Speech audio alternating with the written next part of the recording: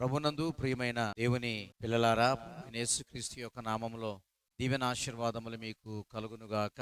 3వ యోహాను రాసినటువంటి పత్రికలో 2వ వచనములో వ్రాయబడి ఉన్న రీతిగా, ప్రియుడా, నీ ఆత్మ వర్ధిల్లుచున్న ప్రకారము అన్ని విషయములలో వర్ధిల్లుచు సౌఖ్యముగా ఉండవలెనని ప్రార్థించుచున్నాను. భక్తుడైనటువంటి యోహాను అక్కడ ఉన్నటువంటి గాయునకు రాస్తూ ఉన్నాడు.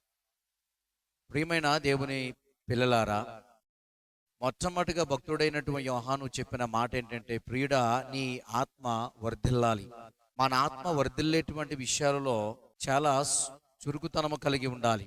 ఆత్మ ఎప్పుడు వర్ధిల్లుచు ఉన్నది అని అంటే, దేవుని వాక్యములోను ప్రార్థనలోను దేవుని సన్నిధిలో నువ్వు కలిగి ఉండగలిగినప్పుడు నీ ఆత్మ వర్ధిల్లుతాది.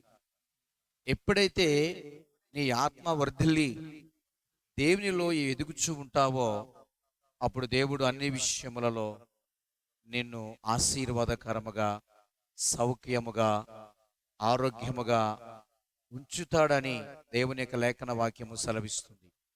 ఇట్టి సమయమున నీవి లోకములన్ని విషయముల వర్ధిల్లాలని వాక్యము సెలవిస్తుంది. ఇట్టి మాటలు దేవుడు దీవించి ఆశీర్వదించునుగాక.